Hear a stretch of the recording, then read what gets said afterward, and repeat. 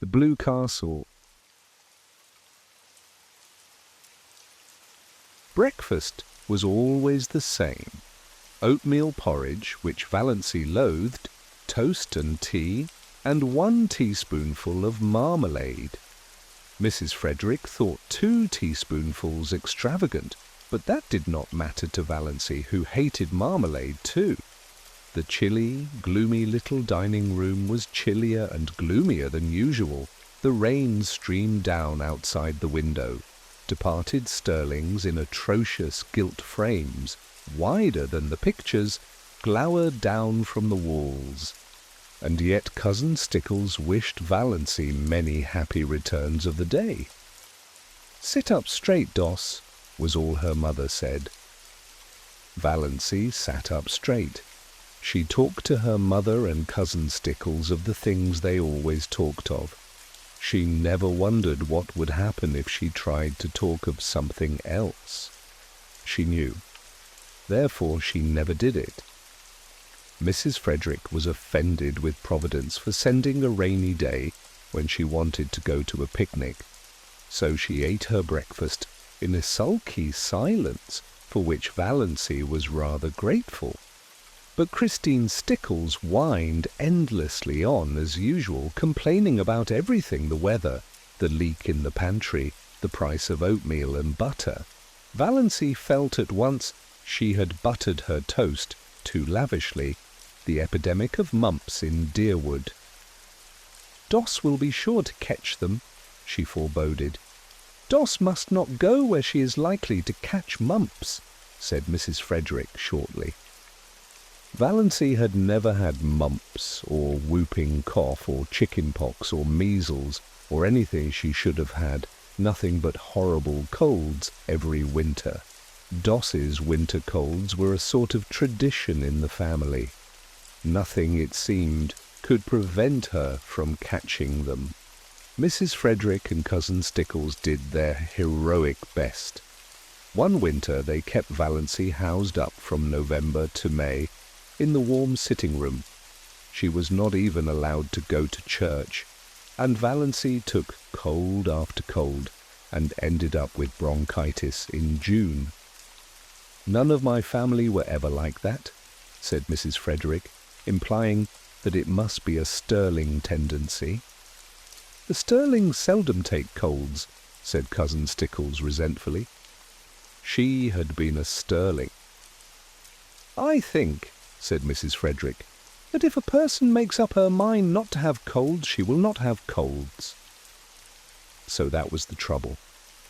It was all Valancy's own fault, but on this particular morning Valancy's unbearable grievance was that she was called Doss. She had endured it for 29 years, and all at once she felt she could not endure it any longer. Her full name was Valancy Jane. Valancy Jane was rather terrible, but she liked Valancy with its odd outland tang. It was always a wonder to Valancy that the Stirlings had allowed her to be so christened. She had been told that her maternal grandfather, old Amos Wansborough, had chosen the name for her. Her father had tacked on the Jane by way of civilizing it, and the whole connection got out of the difficulty by nicknaming her Doss. She never got Valancy from anyone but outsiders. "Mother," she said timidly, "would you mind calling me Valancy after this? Doss seems so, I don't like it." Mrs. Frederick looked at her daughter in astonishment. She wore glasses with enormously strong lenses that gave her eyes a peculiarly disagreeable appearance. "What is the matter with Doss?" "It seems so childish," faltered Valancy. "Oh!" Mrs. Frederick had been a Wansborough, and the Wansborough smile was not an asset. "I see. Well, it should suit you then. You are childish enough in all conscience, my dear child." "I am 29, said the dear child desperately. "I wouldn't proclaim it from the housetops if I were you, dear," said Mrs. Frederick. 29. I'd been married 9 years when I was 29. "I was married at 17, said Cousin Stickles proudly. Valancy looked at them furtively.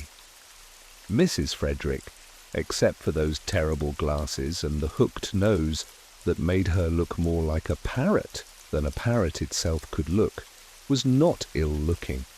At 20, she might have been quite pretty.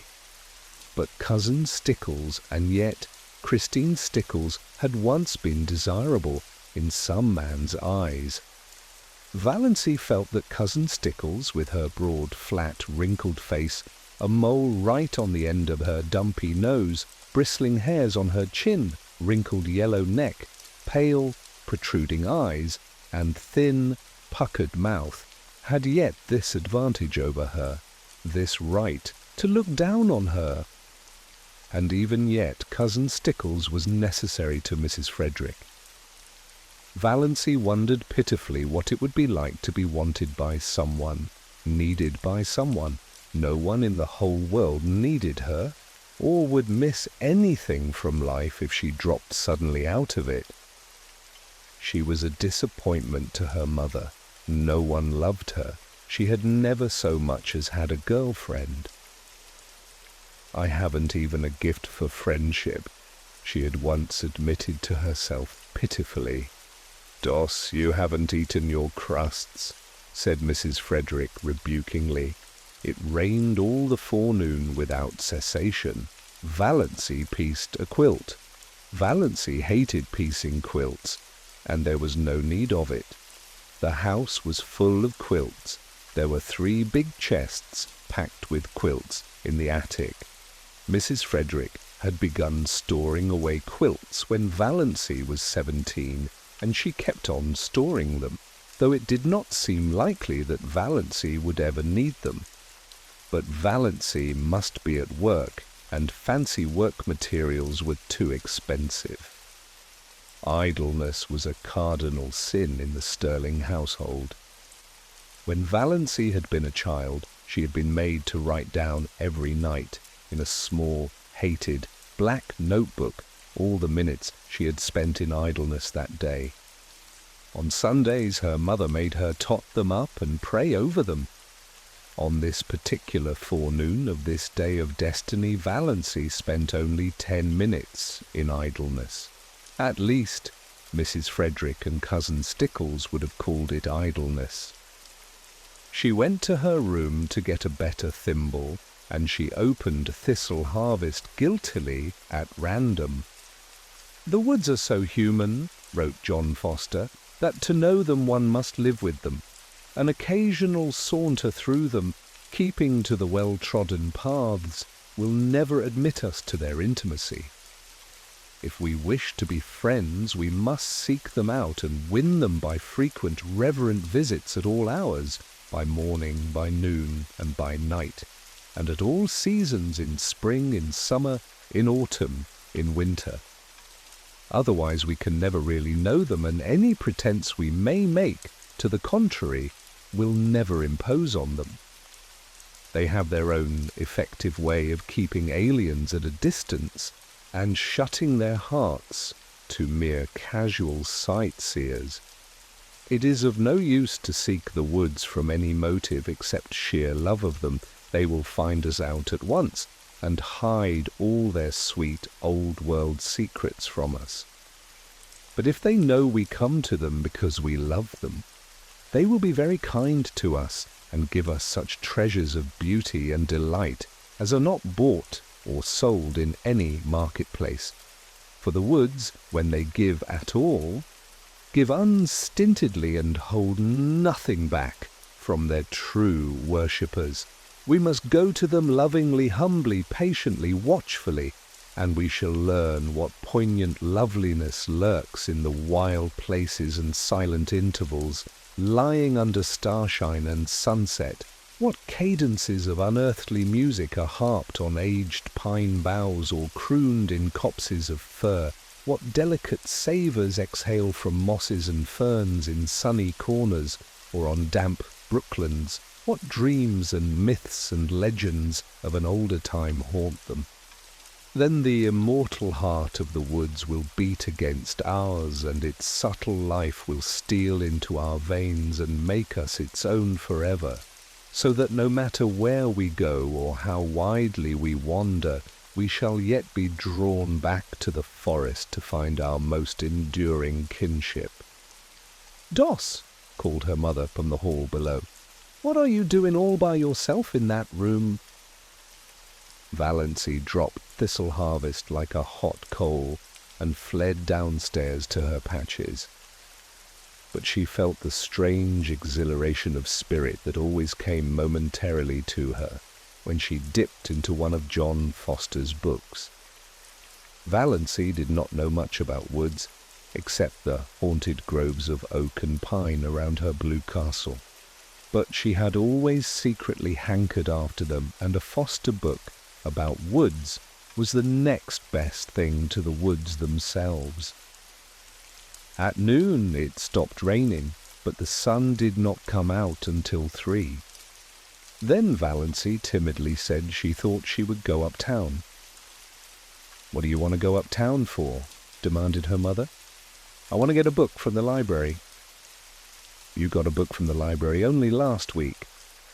"No, it was 4 weeks." 4 weeks? Nonsense. "Really it was, mother." "You are mistaken. It cannot possibly have been more than 2 weeks. I dislike contradiction, and I do not see what you want to get a book for, anyhow. You waste too much time reading." "Of what value is my time?" asked Valancy bitterly. "Doss, don't speak in that tone to me." "We need some tea," said Cousin Stickles. "She might go and get that if she wants a walk, though this damp weather is bad for colds."